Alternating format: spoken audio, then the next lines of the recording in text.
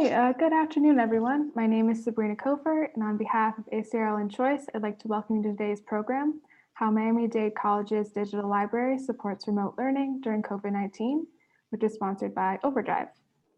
Today's discussion is one in a series of sponsored webinars from ACRL and Choice that addresses new ideas, developments, and products of interest to the academic library community. Free to users, these structured 60-minute live presentations provide the opportunity for interactive discussions of important new issues and developments in academic librarianship by librarians, vendors, authors, and other interested stakeholders.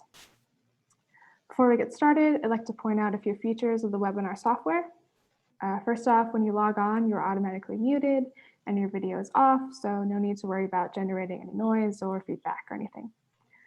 Please use the Q&A box to submit questions to our speakers. You have the option to upvote any questions that you'd like answered. At the end of the presentation, we'll take time to answer your questions, so please do send them in throughout.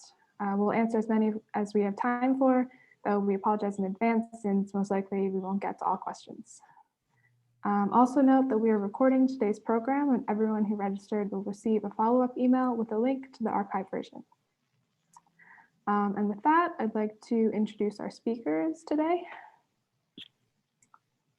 So we have Audrey Leal is an associate professor in the Learning Resources Department at Miami-Dade College's Wolfson Campus Library.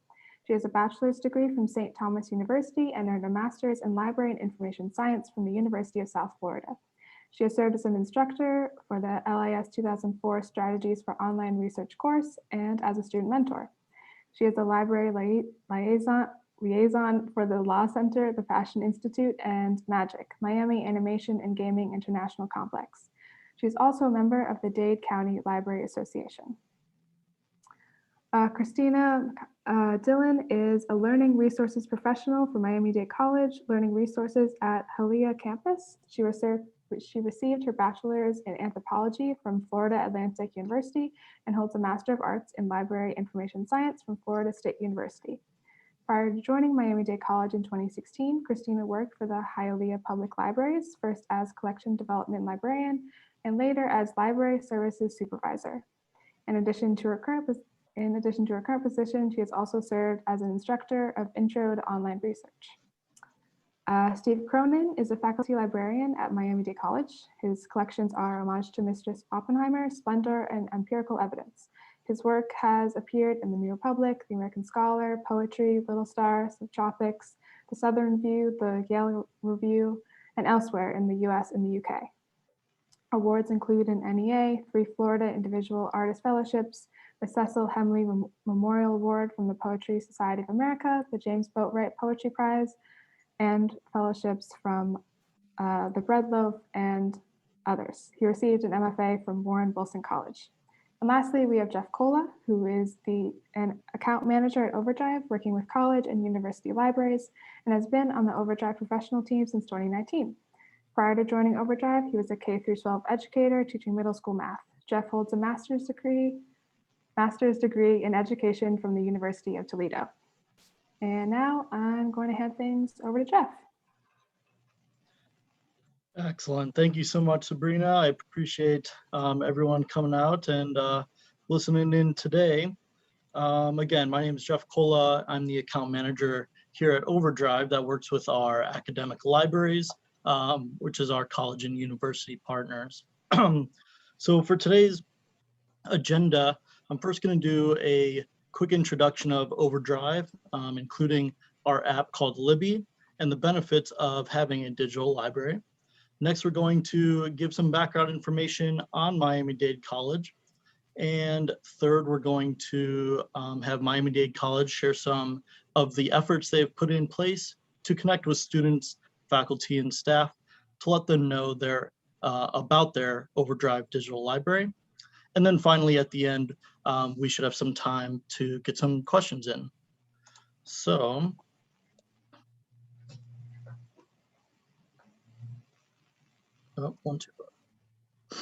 So Overdrive, many people are familiar with Overdrive from their local public library, but we are the leading digital reading platform for libraries and schools worldwide, and we're dedicated to creating a world enlightened by reading.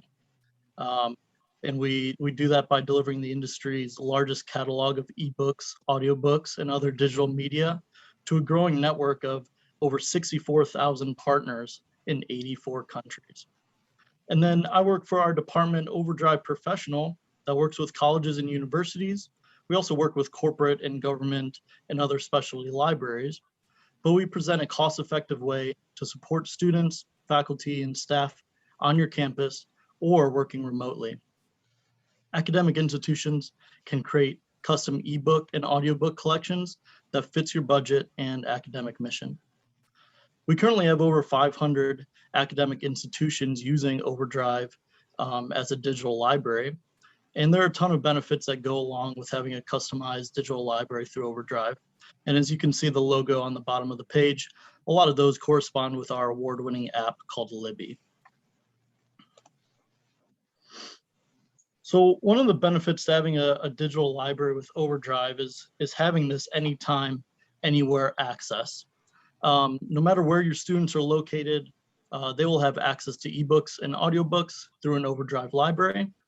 And this, of course, includes times when campus might be closed, such as semester breaks. We also carry a very robust catalog consisting of millions of titles from over 30,000 publishers. This includes popular fiction and nonfiction, but also includes titles and publishers that are appropriate for curriculum and classroom use. I've mentioned a number of times, but with Overdrive, you really have the ability to customize your library. And with that, I'm talking about multiple buying models that best fit your budget. Titles aren't bundled, and you do not have to purchase plans with titles that you don't want or need. What we offer are the multiple purchasing models that allow you to find the right combination of titles and lending options that fits your budget while still meeting demand. And then with Libby, there are many different options available to customize the experience that your users are having. For example, audiobooks are very popular right now. Auditory learners and those with visual impairments can take advantage of audiobooks. Another great thing about audiobooks is they can be sped up or sped down, so students can pace the book to their listening preference. And audiobooks can also be listened to in the car with Apple CarPlay or Android Auto. And with ebooks, readers can enable a dark mode. They can change text sizes, and there's definitely several fonts available, including a specific font for dyslexic readers. Another great thing about Libby is we have features that you can add bookmarks, notes, and highlights in a book. So we are very happy to have Miami-Dade College on today. Miami-Dade College has been an Overdrive customer for since 2014. Miami-Dade College was founded in 1959 and is located in South Florida. And they're one of the biggest community colleges in the US, and they feature 8 different campuses. So I think I can pass this over to the team at Miami-Dade College, and we'll hear about some of the things that they've been implementing. Thank you, Jeff. Absolutely. All right. This is Christina. So we would like to share some of our strategies and experiences connecting our students and faculty to Overdrive, to Libby specifically, in order to get to the Overdrive collection. And while we do work at Miami-Dade College, the 3 of us, we do work at respective campuses. So for example, I work at the Hialeah campus. We have Steve who works at the West campus and Adria who works at the Wilson campus. So while we go through some of these points, whenever applicable, we'll share some of our individual experiences with some of these strategies. Okay, due to the pandemic, you know, not only us, but many institutions were forced to rapidly pivot to support remote learning. And luckily, at Learning Resources, we did have a lot of the necessary platforms already in place and the technology in place to be able to assist with this, one of those being Overdrive. So we were able to basically shift a lot of our collection development efforts to Overdrive and a few other digital resources.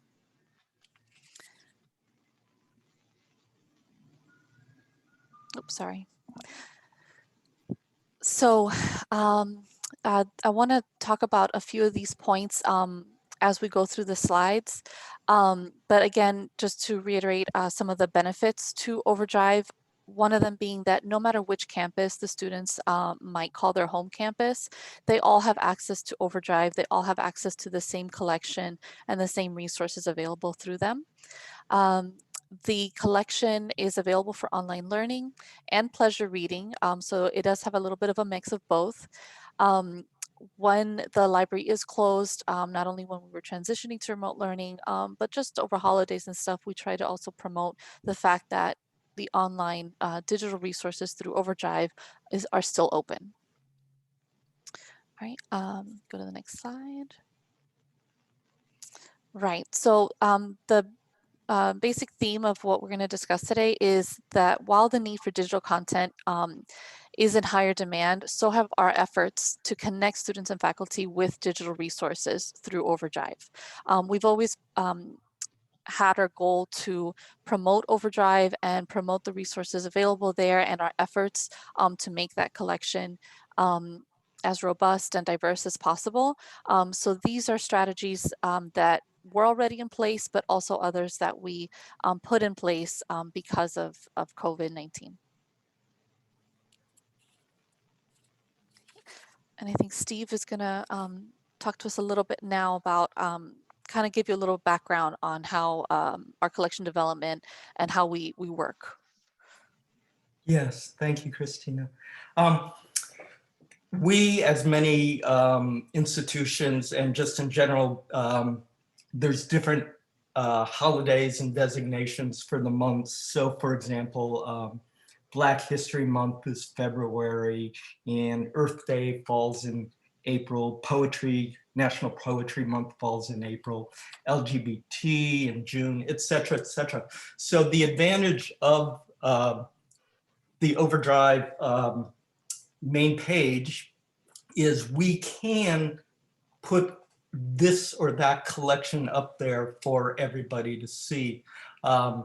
So we try to fulfill those various big ticket months, but we have the freedom of making our own months. So for example, International Book Fair, the largest book fair in the US is here in Miami every November. So we can work with the book fair, promote the book fair, etc., by working hand in hand, promoting books for the book fair.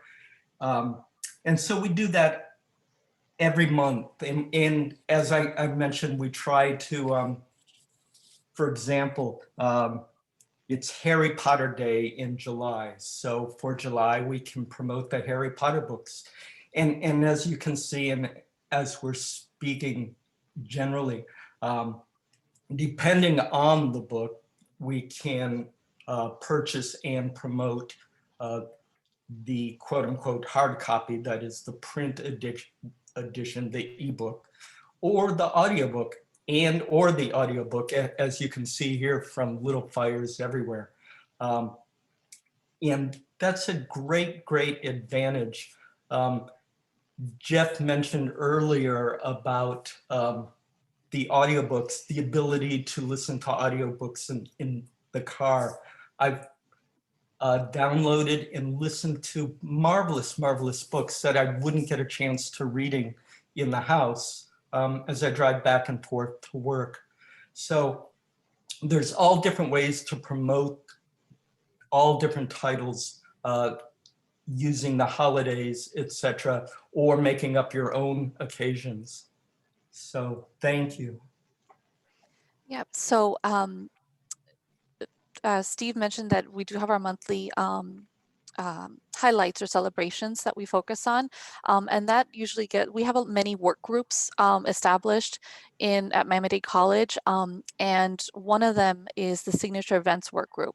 So for learning resources, they basically establish what those celebrations and big themes will be each month. That's something that's always been done, but we have seen the benefit of selecting smaller little collections to also highlight other parts of the library collection. Sorry. So just smaller, like little niche holidays that just make it a little bit more fun to come visit and give us an opportunity to showcase lesser known titles or just to give it a moment in the spotlight. So a lot of times we create these in response to social issues that might be going on in our world to help provide resources and information for those interested. One example is on the screen now. This is a collection on anti-racism. So we were able to not only develop the collection a bit more in response to this, but also, again, highlight the titles we have outside of just February for Black History Month. And this has been successful enough that now the Signature Events Work Group is also now adopting that, and they are choosing to highlight additional holidays past just one theme per month. And the advantage is, of course, that you can make collections that are germane to your particular institution and promote them accordingly. Yeah, so here's, sorry, go ahead, Adria. No, I was going to say some of the topics are provided by the American Library Association. They're annual topics that we create, such as the National Library Week in April and some of the ones that Steve has mentioned. But we also have some that are particular to our campus or to our college, to the college, just such as the annual book fair. Mm-hmm. Another one I wanted to share, like Adria mentioned with the American Library Association, International Games Week is one of the celebrations. So not only do we celebrate it by developing a lot of events, but we also have then a collection to support that. And we highlight that each year now as well. And besides the work groups that we work with, we also, in the past, we haven't done it as intentionally as we have been recently, but we do try to partner with other departments, grant programs, and just groups at our campuses, not just at Miami Dade College as a whole, but at our individual campuses as well. One of those examples is with Women's History Month. I was able to connect with one of our ISET departments, the one at Hialeah, and the director is very passionate about change making and women's history. And so I was able to partner with her and develop a collection that we highlighted on Overdrive that showed that partnership. So that also gave us an opportunity to have a little bit more buy-in. So it wasn't just us trying to promote our collection. Now we have an entirely other department doing the same thing because they took part in curating that collection. Yeah, and I wanted to add that ISET is the Institute for Civic Engagement and Democracy at Miami Dade College, and they're throughout the campus. And we also partner with the Earth Ethics Institute that's coming up here for their Sustainable Cities Collection Symposium. Yeah, so that's an example of one of our other groups, right, Adria? And then yes, we also have, each campus I think has in some way or form of some kind of literary organization, but the Padron campus actually has the Literary Book Club, and that one is actually really taken off, and it now encompasses, I think, members from all the different campuses. So they also promote or showcase the titles that they'll be reading or that are part of the reading list. I think every time it changes, and we have it up on the Overdrive homepage as well. So that's one example there. Other examples are also some grant programs that we've partnered with. We have a grant with the International Read-In Chain. So the titles that would have, I think in the past, been purchased in physical format in print, it was actually purchased in ebook format and audiobook format this year. And it gave us an opportunity to also highlight all of those titles, again, not only for those involved in the grant, but also to just all of our patrons.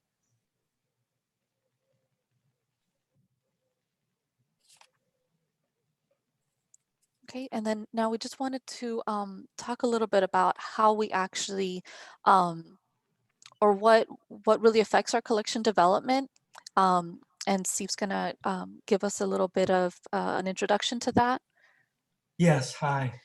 Thank you, Christina. Mhm. Yes, collection development is much like collection development, whether print or other digital collections, etc., in that one person or committee sit down and decide what to purchase for the collection.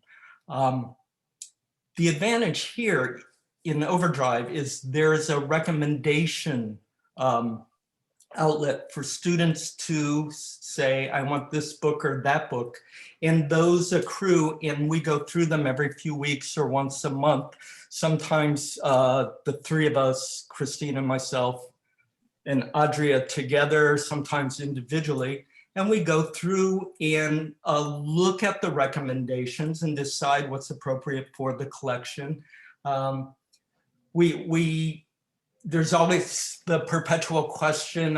Somebody wants number 27 in the series, and we haven't purchased 1 through 26. Do we now purchase 27? Do we purchase 1 through 26?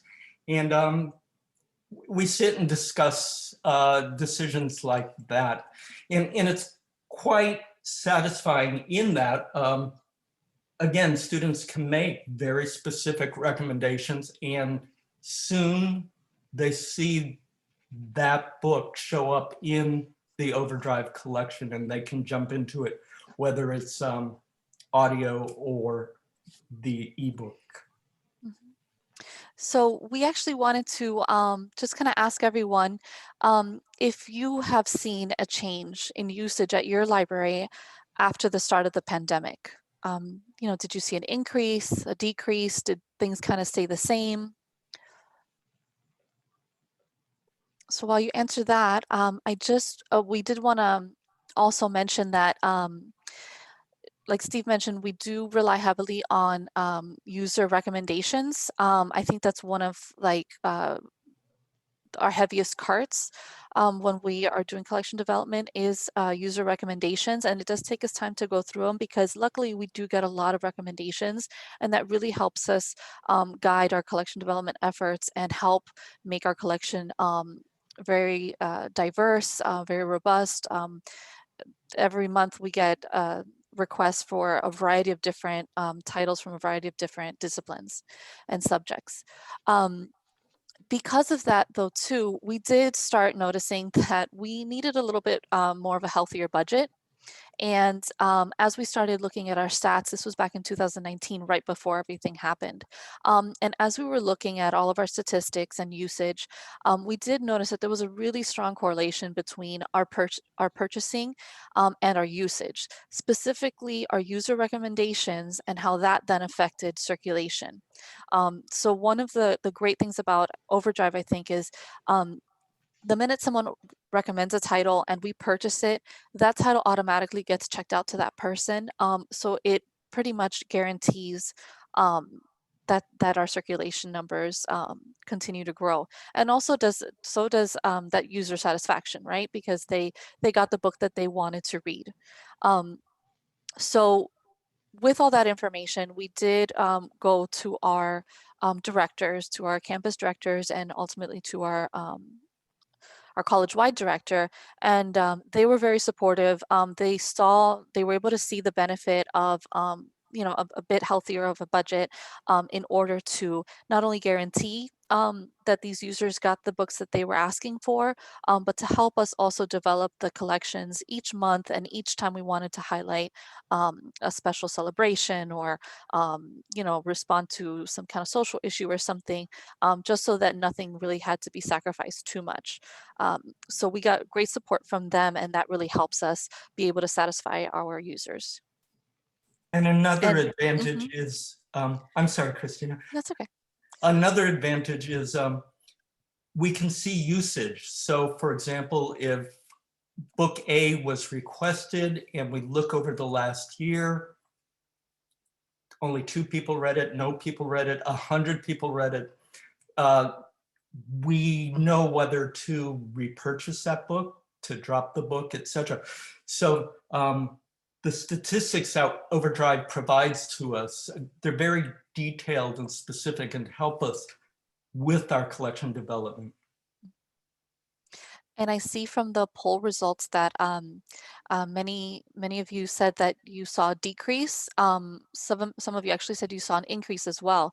I think we tried to look at ours, but I think it's still a little bit I don't know, it's still fluctuating, I guess. But we are hoping that the efforts we're making and that we've the ones that we've kind of focused on and tried to really work toward are going to benefit us in the end, and we'll see an increase. But right now, I think we're pretty much kind of even with how our circulation was before. So that's not too bad. But a lot of these efforts, I think, are contributing to that. The fact that we are able to continue purchasing and continue highlighting a variety of different titles.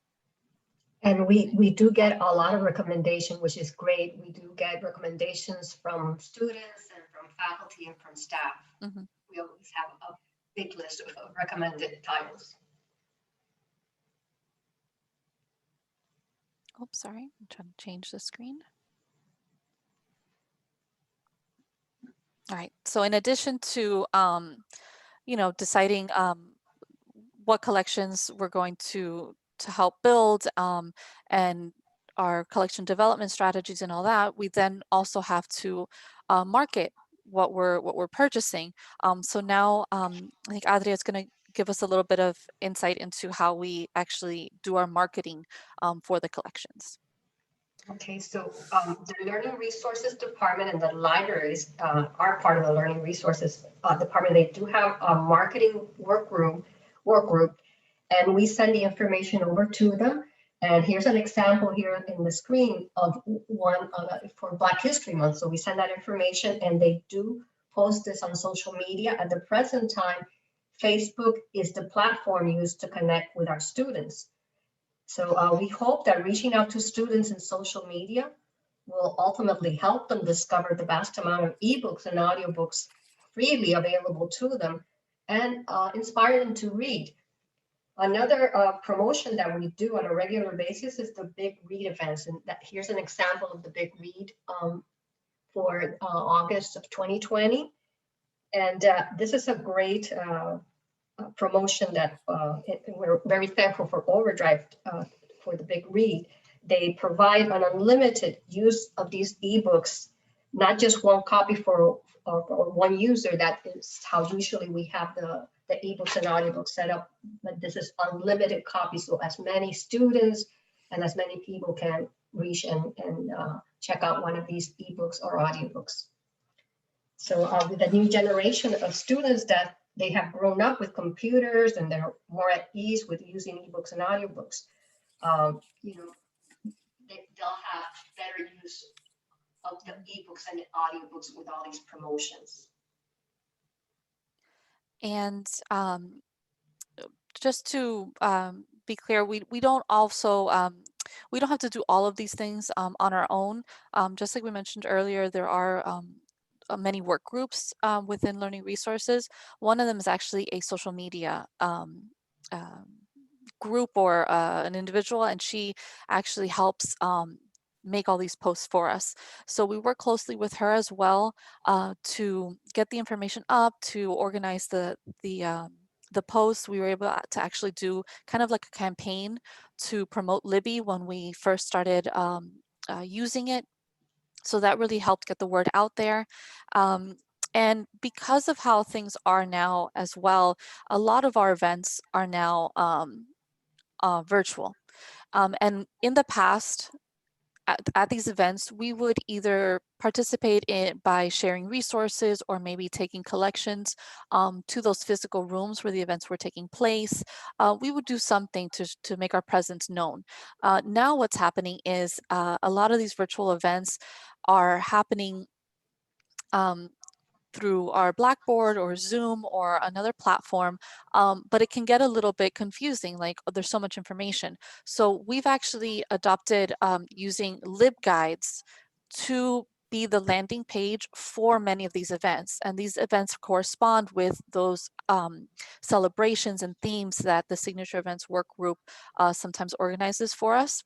So now, not only do we have the celebration and we have the collections to support it, but now we're also incorporating library guides, which are also part of learning resources kind of responsibilities.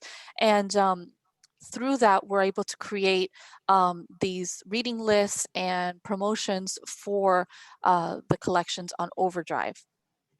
So these LibGuides now not only support programs and initiatives and celebrations, but also now are supporting the actual collections.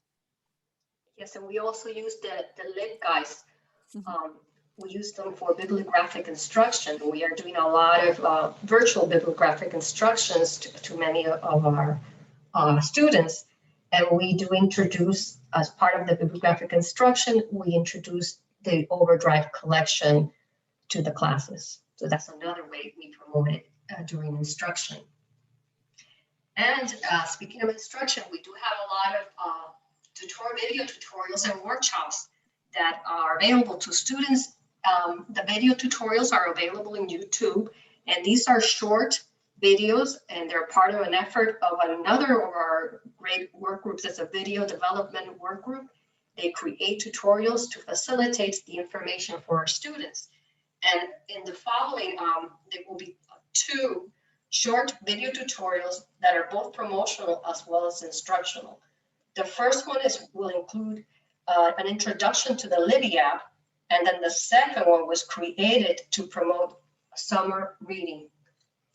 Before we start the videos, there's a poll. If you can just take a few minutes and just answer, does your institution use Libby, yes or no? And we'll wait up a little bit until we have an answer here.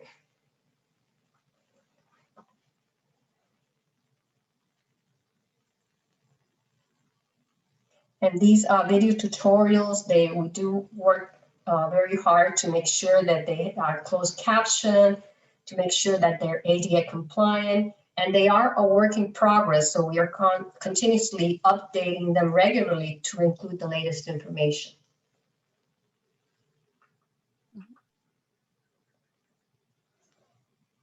Okay, so I see that most, 84% do not use Libby, and we have 16% that do use Libby. So that's sometimes that's what I see when we're talking to students about the Libby app. We get asked, is it a free app? How do you download the app? So we hope with these video tutorials, they'll provide the information that they need, and they will start using the Libby app. I use it. I think it's a great app. So we'll start with the video tutorial so you have an idea.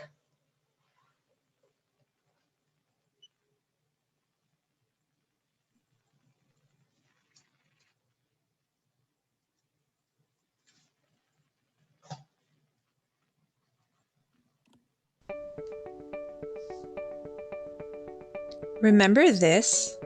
Well, do I have some news for you? Say hi to Libby, the newer, cooler, and smoother way to explore Overdrive. This updated app comes with new enhancements to make reading more personalized. To start off, just scan the barcode currently on your screen and get your ID ready. Once you have the app ready, it's time to log in. Follow the on-screen instructions, and when searching for us, remember to type in our full name, Miami Dade College. Once you find us, click on Enter Library Account Details and click Next. Now you're going to enter your student ID number as the borrower ID and the last 4 digits of your student ID number as your PIN. And just like that, you're in. The great thing about Libby's new enhancements is that it makes searching more convenient to fit your schedule. That means after installing, it's business as usual. Now you can read up on the latest titles or listen as you drive. One of the more convenient features of Libby is that you can check out library materials on your phone or device and begin reading or listening right away. You also have the option to venture off and browse by subject, genre, author, book title, series, popularity, and that's just the tip of the iceberg. When you borrow a book, it's added to your loans on your virtual shelf. Books are automatically returned on their due dates, so you will never need to worry about late fees again. If you are interested in a book that's not available right away, you can place a hold and get a notification when it's available. Whatever your choice, come find your favorites, both new and old. Libby by Overdrive, now available at Democracy's College.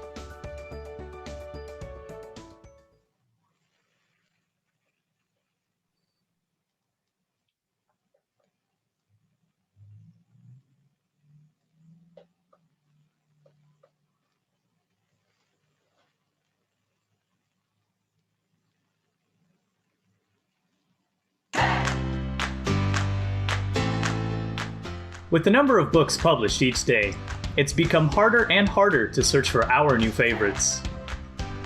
Enter Overdrive, one of Miami-Dade College's online databases for ebooks and audiobooks. Overdrive is an online resource available to all current Miami-Dade College students and staff. Patrons can read or listen using a computer, phone, or Kindle device.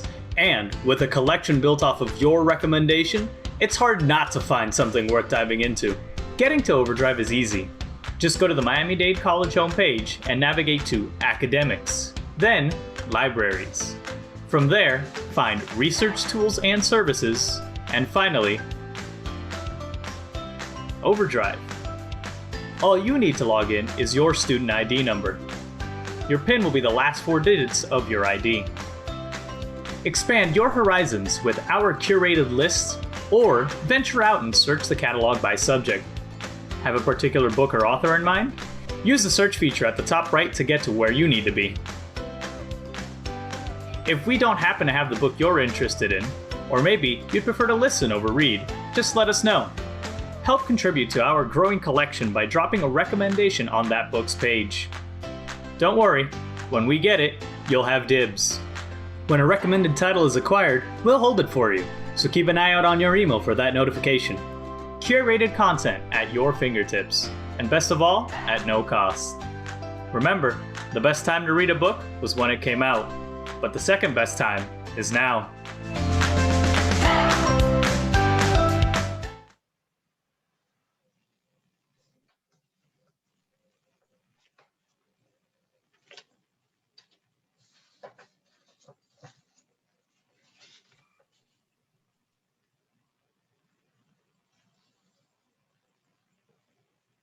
Okay, next I think we have just information on skill shop workshops that we do at the college. Yes. So in addition to our marketing efforts through social media and through these videos that we host in a variety of different places, we also have created workshops.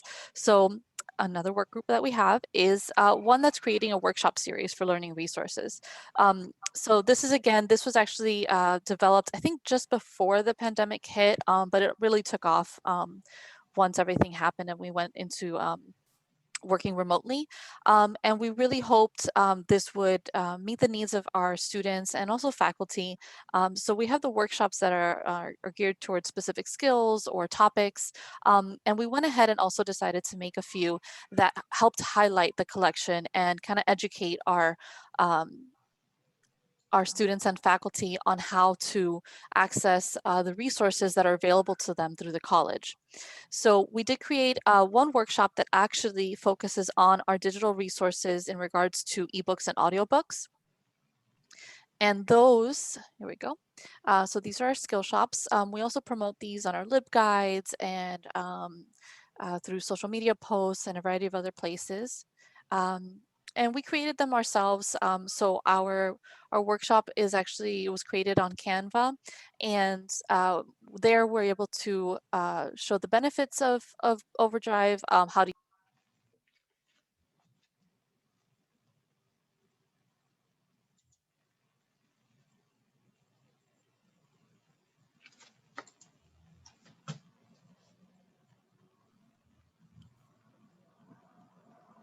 Christina, we lost you. Yeah, I think We're almost done with this presentation. And so this is just the skill shop work. Christina was going over just the skill shop workshop that we do provide for students, and we do it like we're doing that on a regular basis. We'll provide the same workshop, and we'll update it, and we'll provide it again for students just throughout the semester so they're aware of this. And this is college-wide, and we do promote this in our website, in our Miami Dade College Learning Resources website. We do promote the skill shops, and we send out emails to faculty and to students in case they do have time in between classes, or maybe some professors can invite the whole class to attend these workshops, and they've been pretty popular. I think we lost Christina, but she's trying to get back here to complete this. So so these are some of the key takeaways here right now. We're working with the academic departments to highlight events and speakers, to get faculty and to get the staff to buy in on the digital collection. We curate the monthly digital collections to highlight the holidays and feature all the backlist titles. We promote the virtual events, provide opportunities to promote the digital library in many ways, social media, and the bibliographic instruction, and we do use Facebook for social media to reach students across. Right now, we have Facebook is a platform that we're using, but we do use our emails, and we do use our webpage and the LibGuides to promote Overdrive. And we are continuing to create the on-demand learning videos, video tutorials, which are promotional and instructional. And we will continue to host these workshops, skill shop workshops, to educate the students, the faculty, and the staff on the Overdrive digital collection. And I want to thank everyone who tuned in. And if you have any questions, we can maybe take any questions now.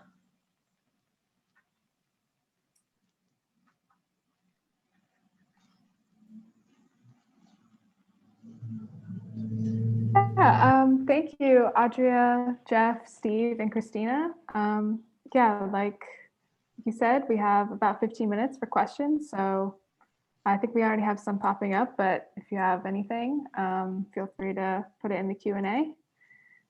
To start, one question we have is, how do the patrons find the method of recommending titles? Do you have a link posted somewhere? Well, in our webpage, we have the Overdrive, a link to Overdrive. And once they click on that, and when we do provide the instruction sessions for the students, we tell them how to find that. And we have, of course, the video tutorials. So if they search for a title, and the title is not included in our collection, then if Overdrive has that title, it will show at the bottom. If you did not find what you're looking for, then it will have that title, and a little at the bottom of that title, it will say recommend, and all they have to do is click on recommend, and it will go then to a recommended list. That we look at that list, that our team, Christina, Steve, and I will look at that the recommended list on a regular basis, and we will make purchases for the recommended titles. And a lot of people put them on hold already, so once it gets purchased, it automatically goes to their their account. They'll be notified that the book is available for them to read. Great. Okay, that's helpful. Okay, we have another question here from Duncan. Said, did you say if a user recommends a book, it is automatically checked out to them? Is that even before the book purchase? No, it will go to a recommended list. So then we, the team gets together, we look at the list of recommended titles, and then we make the purchase. And, you know, pretty quickly, once the purchase is made, if they put a hold on it, they'll be notified that the book is available. So it's pretty fast. You know, it's a pretty fast process. Great. Okay. We have a question here from Sandra who says, does MDC have a centralized collection development for all 8 colleges, or does each college select its own titles? So we, the way that the MDC works is that each librarian is actually responsible for a different or a variety of different disciplines for all 8 campuses. So for example, I'm responsible for English and speech. So I'll make purchases for all of those, for all of the campuses, again, depending on need and usage. For Overdrive, that's more of a special case. In this case, it's the 3 of us. And we are from 3 different campuses, but we receive recommendations not only from users on the website or on the app, but also just by email. So a lot of other either librarians will send requests, or faculty will contact them, and it'll eventually get to us. So everyone is contributing to it in some way, but collection development for Overdrive is just specific to, or we're responsible for that. I do want to jump in real quick about that. Just in general, there is different ways to go about that. We are able to set up, if you will, like a shared collection for multiple campuses. But if campuses do want a collection for just themselves, that's something that we are able to do as well, so that they would have access to a shared collection as well as a separate collection for just their campus or their users. So there are different ways to go about different situations like that as well. Great. Okay. We have another question here from Maureen, who asked, which areas have you seen the most circulations or use? Fiction, nonfiction, young adult, etc. We got Overdrive at our college, Lebanon Valley College in Pennsylvania, during the summer of 2020, and it's tough getting the word out. I haven't looked at it recently, but I remember reading an article on Library Journal, and they were discussing how romance was actually one of the top ebook genres that get checked out. And I have to say, I do see a large amount of requests for, I want to say, romance, for self-help, biographies as well. I think it kind of depends on your area, what readers are interested in. But I think romance was one of the top ones, even with the Netflix show for the Bridgerton series and stuff like that. I think we try to borrow from what's going on around us too, to help also promote the collection. So if there's something really big on, like we created a Witcher collection at one point too, and a curated list on The Witcher, because it had become so popular. You know, we could hear people talking about it in the hallways and things like that. So we created a collection, and then we tried to promote it through social media to get word out. It actually did really well. I think before we even purchased it, we actually had requests for the individual titles as well. So that kind of helped us reinforce our strategy to kind of also tap into what's going on in culturally, if that helps. Yeah, that's great. Great. We have another question. Let's see. What was the greatest challenge you faced in switching to Overdrive from the administration?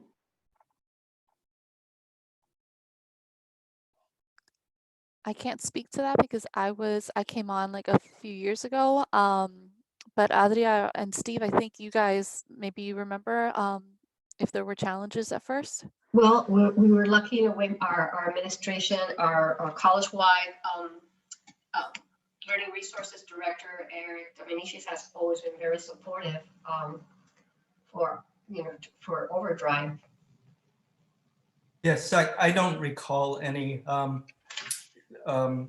Eric and the administration has always been behind it, and it went smoothly from the beginning as far as I remember. And even when we asked for that budget increase, the statistics are there, like the numbers are there, the usage numbers and everything. It wasn't too difficult to pull that from Overdrive's website, and just let the numbers speak for themselves. And even after that, they have requested to make sure that they see that our efforts kind of match what we said, and they have seen that. So we haven't really encountered too many issues, I think. Great. Okay, looks like we have another question from Sandra, who says, do your local public libraries also use Overdrive? And if so, do you collaborate or cross promote? Well, I always mention when I promote Libby to the students and doing bibliographic instruction or work one-on-one helping a student, that Libby, you can use the Libby app. Also you have access to the public library Overdrive collection. And yes, the Miami Dade Public Library does have also Overdrive. Yeah, someone actually wanted us to mention the fact that you can save up to 5 different library systems or cards on the app. So that was another reason we kind of started promoting Libby too, because it is so seamless, the way that you can kind of search the different collections and basically just search for a title and get access to it. If not through us, then maybe through your public library. But I think it's really helpful and it's really helpful to us too. So if we're not able to maybe grant someone's request for a title, we know that the public library, that might be a title that they would have available to them. And we could always try to reach out to them and let them know that. But the more that we promote that, the more they find other opportunities or ways of getting access to that book. Okay, great.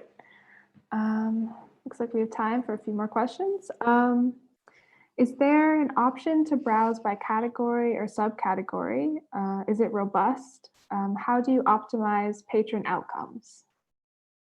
Yes, they can browse when they go to Overdrive. They can browse by subject, by our different collections that we have we have created, but they also by subject type. If they want to look at the fiction or nonfiction, or just the audiobooks or just the ebook. So there are lots of ways that they can look at what their interest is. And I think another, I don't want to say it's redundant, but even though that your user can search by subject, I know there's certain interests, at least at my campus. We have a big group that's interested in gaming and anime, and we have a whole club established and everything. So rather than make the user or hope that they will go through the subject list and find the titles that they might be interested in, we did create a curated list that pulls the last or the most recent 100 copies or titles that have been purchased within that specific subject or genre, and it creates a curated list for them on the homepage. So I did that in an effort to kind of eliminate like clicks for the user. It's right there in front of them. And I think each of us, we're able to do that for any type of like big interest that we see on our campus. That's just one example from the Hialeah campus, but you'll see a big graphic novel collection set up on our homepage, and that's there because I know that there is a big interest, and that'll automatically refresh because it is the latest 100 titles that were purchased. So it does change and refresh. Great. Okay, there's another question here. I can answer this one. Will this presentation be available for later viewing? Yes, all registrants should get an email tomorrow with the link to the archive version. And I think there's another question here. You talked about earlier, like listening to students to, like in the physical library, to figure out what might be popular with them in the moment. So maybe like, how have you adjusted to a digital environment, trying to read the room and figure out what's popular in a digital setting? Well, it has become more challenging. At least for myself, I think I think we rely heavily on the recommendations because we're not hearing from the students themselves. But whenever we do meet with them for like a reference, you know, I do try to get a little more information from them, what their interests are and things like that, especially if they're working on a project. And maybe that way I could try to start like plugging it a little bit more. But I'm not sure outside of either a reference setting where we're meeting with them virtually, or maybe at an event where students are able to speak freely. I don't know if Adri or Steve have had other opportunities. Well, pretty much what you said, and to reiterate what was said earlier, just picking up on popular movies, popular series on TVs, either books by those authors or whatever the subject matter happens to be, we can tap into that and purchase books accordingly.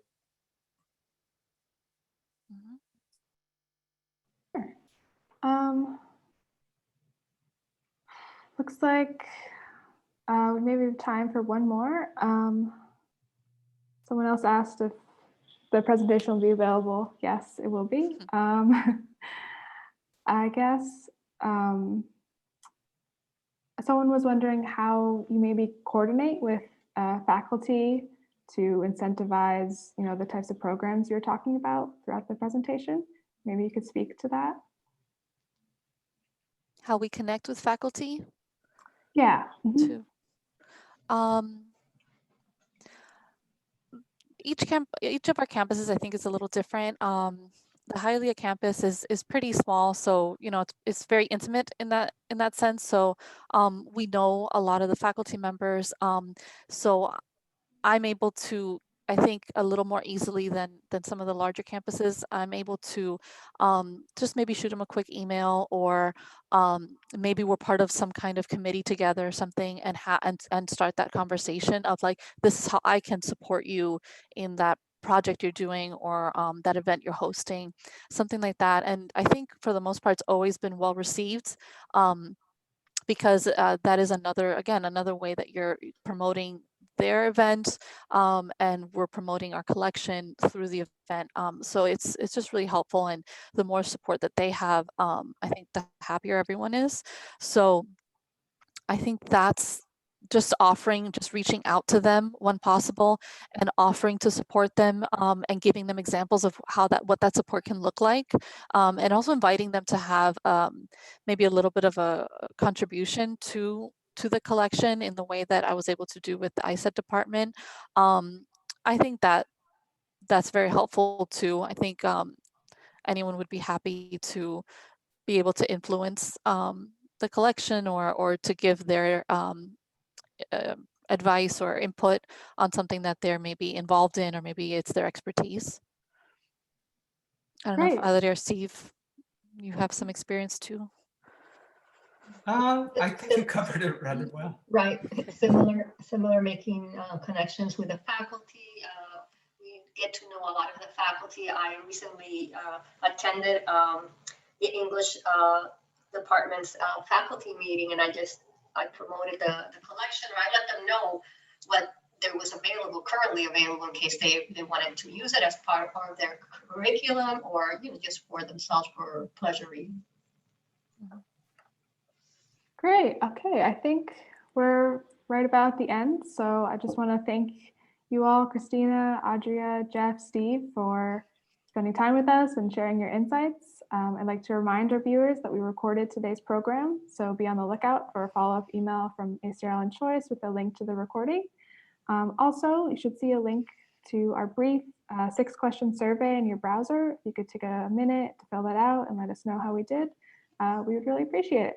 So thanks again, all of you, for joining us today, and hope you enjoyed the session and have a great afternoon. Thank Thank you, you all. Sabrina. Thanks, everyone. Thank you. Thank you, Sabrina. Thank you. Thank you, Jeff.